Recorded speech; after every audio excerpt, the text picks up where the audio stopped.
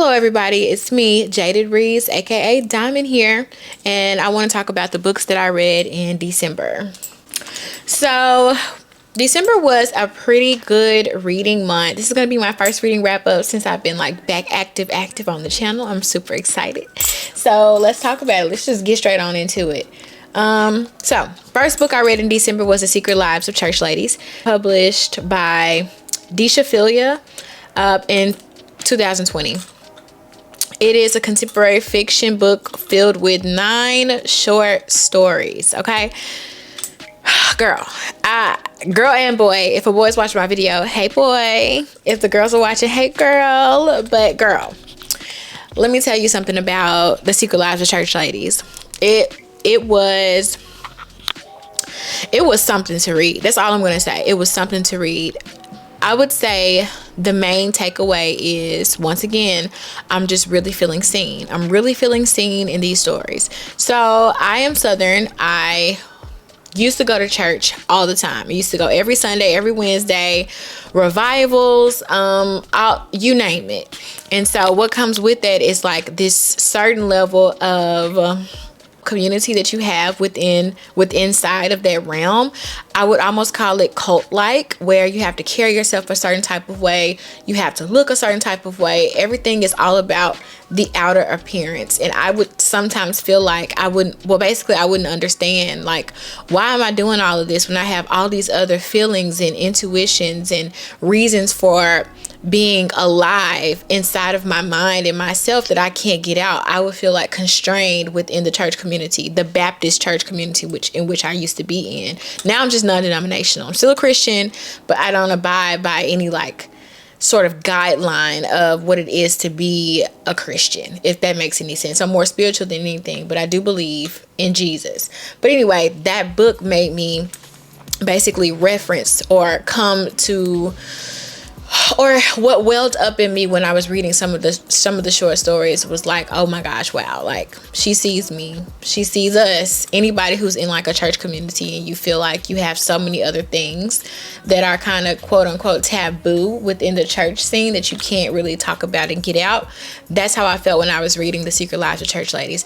And one story that really like made me think and made me be like, wow, it made me look at certain aspects of like pastors that used to pastor me, or those preachers' kids, they call them PKs, was the short story Peach Cobbler. And if you haven't read Peach Cobbler, if you haven't read Secret Lives of Church Ladies, I think Peach Cobbler would definitely blow your mind, and I think you should pick it up. It was definitely good. I rated it 5 stars, but it didn't make my top list, but if I had more books to go on the top, it would be one of them. But because it was a book of short stories, every story wasn't top tier for me, so that's why it wasn't on my top reads of 2023, but it was definitely a good read. All right, so next story is going to be Rosie Project by Graeme, published in 2013. This book, I have to say, was a delightful surprise. It was a very, once again, compulsively readable book. It was gripping. I really loved the story. It was very endearing. It's about Don Tillman and Rosie. What's Rosie's last name in the story? Rosie Jarman. They are, I think, from Australia or like New Zealand. I really think it's Australia. And he is a professor, and I think it borders on if he's maybe on the spectrum of autism or not. It doesn't specifically state it, but it's definitely something neurodivergent about Don. He looks at things differently. He's very organized in everything that he does, his thinking, his clothing, his home, organizing he's just a very organized person. So he's definitely neurodivergent, and he even is organizing how he's going to find a wife, like the quintessential wife that he feels like will be appropriate for him and his lifestyle. He has like narrowed that down to a science as well. But of course, it's the Rosie Project. Rosie comes in and like shakes everything up and like really like broadens his horizons. As cliche as that sounds, that's what Rosie does. But he doesn't quite look at her in that way at first, because there's something off about him. He's not realizing that he's falling in love with her. So that's kind of like what the story is about, his resistance, but he's not even realizing that he's resistant. His the falling, it tells a story of what it's like to fall in love through the lens of someone who is neurodivergent, basically. And all of the adventures that they go on together, and little hints of like friendship and like love, and just, it was just a delightful read. I loved it. I think it's great. I'm slow to the Rosie Project train. Obviously it came out in 2013, but obviously I read backlist anyway, so it doesn't even matter. But I'm looking forward to reading the second book. I forgot the name of it, but I am going to be reading that in 2024. The next book I read is Housekeeping by Marilynne Robinson. Housekeeping is Marilynne Robinson's first novel, published in 1980, and it's literary fiction, and I love the story. Okay, so Housekeeping is like the perfect sort of slow, quiet novel that gives you the vibes of like wintertime and all of the things like that's good for like this time of year. But what people don't talk about when they talk about Housekeeping is how dark it is. You know, all I see, like when I read a story, I go, or when I'm done reading it, I go and I try to find other people who have read it also, and just like watch what they think or listen to what they think and all the things like that. And what I hadn't gotten from that was everybody talking about like the vibe of it. Like, it's very depressing. If you, how do I say this? It's a moving story. First of all, let's just rewind. Let's talk about the premise. It's about Ruthie and Lucille, their sisters. It's about their upbringing. It's about what are the notes I have here? It details the generation of people in their lives who are taking care of them. Starting out with their mom. I'm not spoiling anything by telling you that their mom commits suicide and they're having to be taken care of by their grandmother. Their grandmother dies, and then they're having to be taken care of by their two aunts, and then their aunts don't feel fit, and then they find their aunt Sylvie.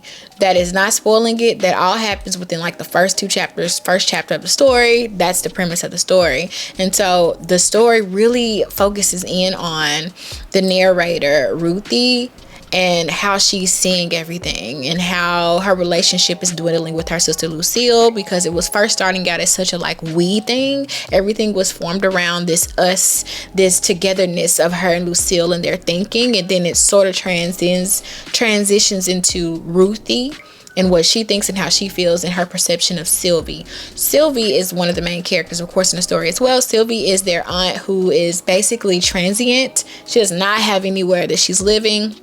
And it's purposeful. She's doing this on purpose. And she's very loopy, very out there, very, what do I have? Just in her own world. And I feel like one of the main themes of this story is loneliness and how we cope with being lonely. We all do so many different types of things to cope with that loneliness, whether it's calling or texting a friend, calling or texting that man you're not supposed to be texting, but you're doing it out of loneliness, reading tons, being on the internet. In this case here, I think that the way that Sylvie copes with loneliness is through being transient, just hopping from place to place, feeling the feelings of one place, being able to jump, hop up, leave, and do the same thing there. So when Sylvie comes into town to take care of the girls, you start to notice this thing of the house. So the house plays a huge role in housekeeping also. The house is like this staple within the family. It was built by their grandfather, but it was sort of a shabby place, but it was home to them. But when Sylvie comes in, that stake in the ground that brings everyone to Fingerbone, Idaho, starts to like slowly like deteriorate, if that makes any sense. And I think that sort of tells you like what you're in for as you go on the ride that is Housekeeping. I'm done talking about it. I hope I did a good job. I don't know, but it's definitely a detailed novel. I really love, like, the reason why I touched Housekeeping and I decided to read it is because I love Gilead so much. Gilead was my top read of 2023. I am infatuated with that book. I am infatuated with Reverend John Ames. I'm in love with the story, and I just feel like I had to get some more of her, but I wasn't ready to jump into the second installment, which is Home. Not yet. So I wanted to read Housekeeping, and I loved it. And I think anybody who wants to read about symbolism and slow and sadness and eccentricity, I think you should pick up Home. Moving on. I'm going to speak briefly about this because I talked about it a little bit in my 2023 favorites. It is the fourth book that I read in December is Viola Davis's Finding Me. I absolutely love Finding Me. It's the best memoir that I've ever read. Of course, the main, I feel weirdly close to Viola after reading her story. I've always been a fan of her. I love her in The Help. I love her in How to Get Away with Murder. I love her in Antoine Fisher, even though her part was very short. Her talking about her life in the detail that she talked about her life made me feel worthy, because I've been through similar things. Not really, but really. If anything, I feel oddly close to her because her life reminds me of my mother's life. How about that? My life was not like Viola Davis's life, but I knew someone very close to me who experienced some of those same things growing up, and that is my mom. And so I think that's why that story really stuck with me how it did. And it was a very emotional read, and it's just very telling of the times that we are also in, like, I'm an avid speaker on being a Black marginalized woman. When I read, however, I read all types of literature, all types. And so I try to find ways in which I can feel seen and heard in different books that may be written by white women or Indian women or whatever the case may be. I think we all can find ourselves in literature, but it's nothing like reading a book where you feel undoubtedly seen and heard and present and someone else in the good fight that you are in. And that's how I felt about Viola Davis's novel. I feel like she is in the fight with me, and she's speaking about me and speaking for me. She's living for us, for Black women, and that's why I really, really love that story. Her story is so many of our stories, and it was a great memoir. So the next book I read after that was Trust by Hernan Diaz, published 2022, winner of the Nobel Peace Prize for fiction, along with Deep in Copperhead, which I have not read yet, but I do plan on reading.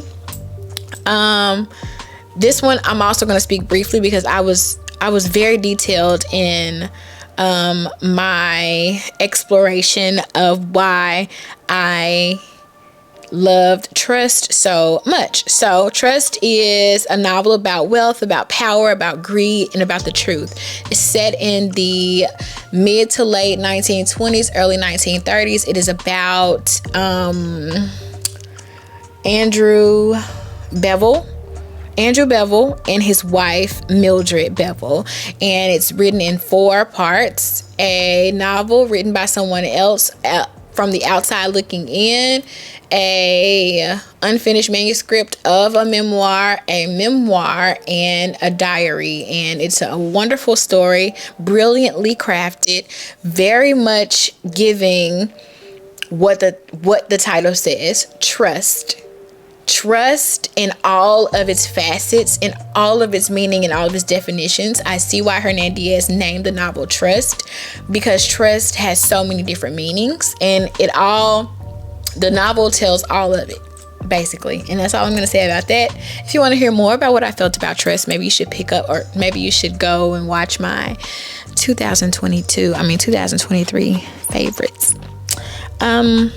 The next book that I read, now the last 2 novels that I'm going to talk about are in my last vlog that I just uploaded, where I was trying to finish books that I had already started. So that's why they're on here. That's why this list is so long. Typically I read about 4 books a month. I don't read this much. 5 in a good month if the books are short, but these are not short books. So the next book is Rules of Civility by Amor, Towles, published 2011. It is historical fiction. It is about Katie, Evelyn, and Tinker. It is a love triangle. It is narrated by Katie, and it highlights late 1930s New York very well, excellently. I would say I love this book so much. I liked how Amor wrote the characters. Katie was very funny. She was very funny girl, very smart, very witty, and she was very naive to, I think, New York in general, because she's not from New York. Was Katie from New York? I think Katie was from New York. Eve was not from New York, but Katie was not from Manhattan. I think she's from Brooklyn or something like that, or the Bronx or something like that. But mainly the story is about what lies beneath and how much truth should be shared and how much should be hidden, and about perception versus reality. Katie definitely grows up. It spans the time of 1 year, and it's written in chapters, but the chapters are divided up into 4 parts, which are the seasons, of course, like winter, summer, spring, winter again, fall, and winter again, over the year. And it starts off as a flashback. So you're in present day, which is not our present day, but you're 25 years ahead of time when the book starts. And it starts with Katie going into a museum, and what she sees in the museum is a picture of Tinker.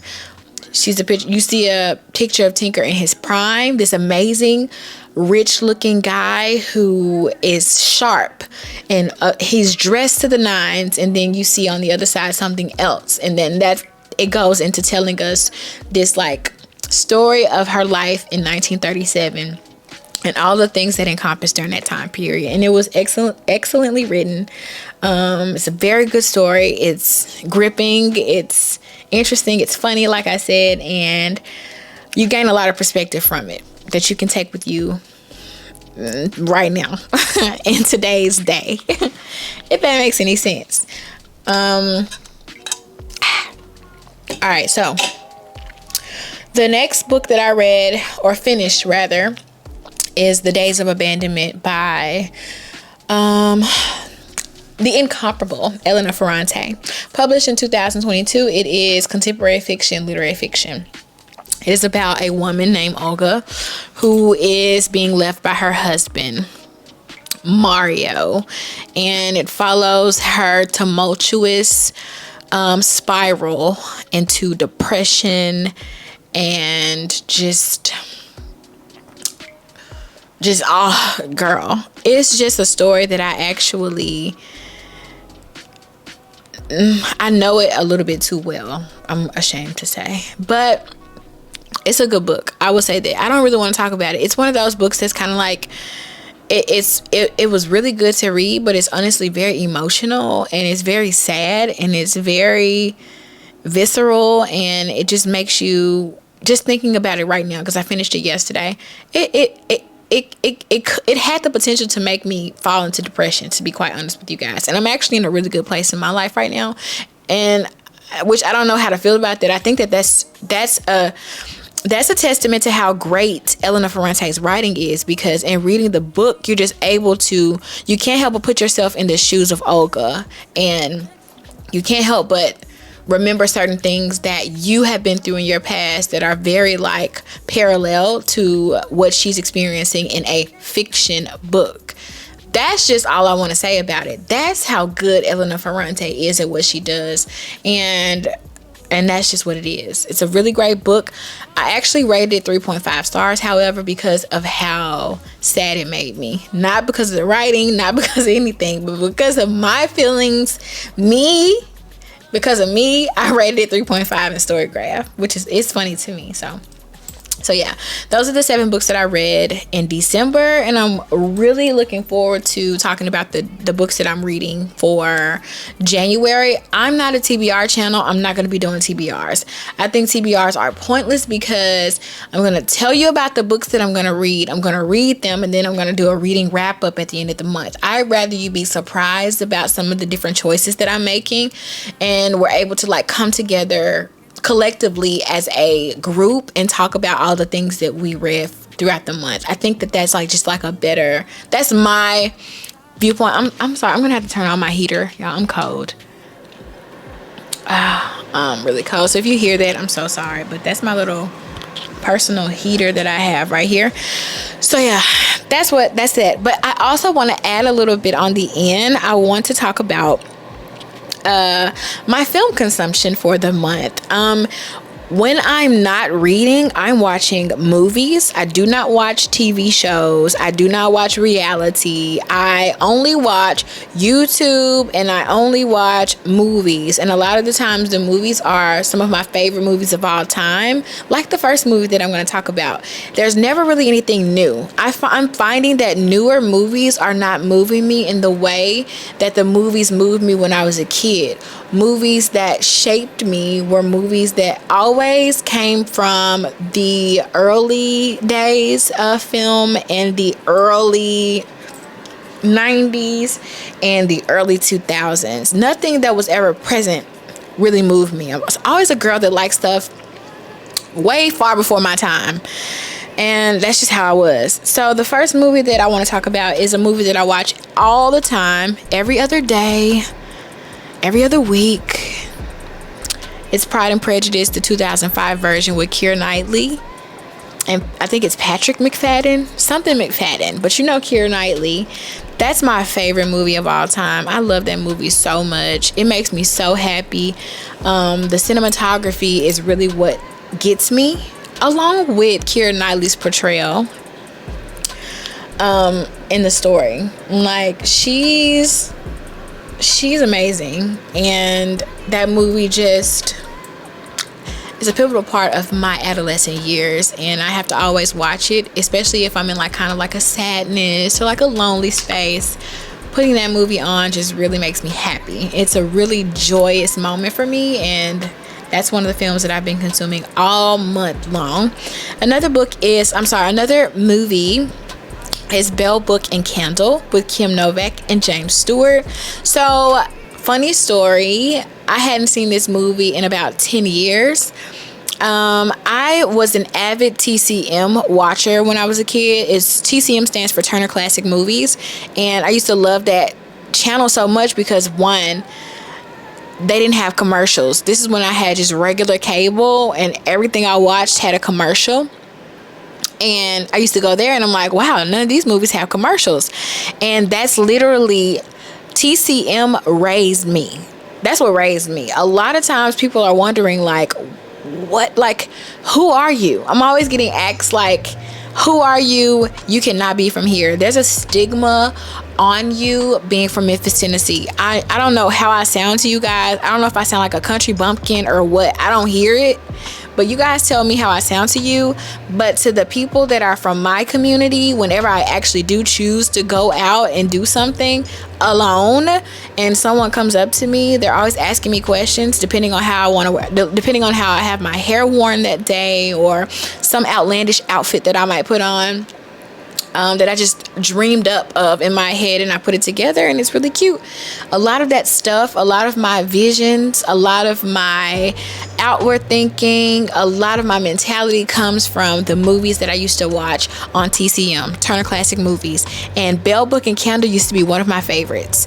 And it's about a witch. Kim Novak plays a witch in the movie, and James Stewart lives in her building, and she's a witch that's used to just like doing tricks and spells to get men that she likes, but she decides that she doesn't want to do that with James Stewart, but she still does it anyway. But she notices that something's very different with the love connection that she has. She actually is really falling for him. And so that's what the story entails, like how even though she put a spell on him, she still also truly fell in love with him. And I just loved everything about it. I think I'm going to actually do my hair kind of like her for the week. I don't know. You'll see in the vlog. I'm also filming a vlog of the books that I'm reading right now, so we'll see. I just like everything about Hollywood. Everything. The glam, the glitz, the women. Just beautiful. The next movie that I've watched this December is Sabrina, the 1995 version. Now, I do love the older version with Audrey Hepburn and How am I forgetting his name? How am I forgetting his name? But you know, the one with Audrey Hepburn and the guy from the other movie. But I really also like the one with Harrison Ford, 1995, and it's on HBO Max. So yeah, I just really like that one for some reason. I don't know, I just really like it. If you guys don't know, Sabrina is about a girl whose father is a chauffeur for a rich family in upstate New York. And it tells a story about her obsession with one of the brothers who doesn't see her at all. She moves to Paris, comes back completely transformed and changed, very much gorgeous, giving, and she falls in love with the other brother, who she never paid attention to at all, Linus. So yeah, it tells that story.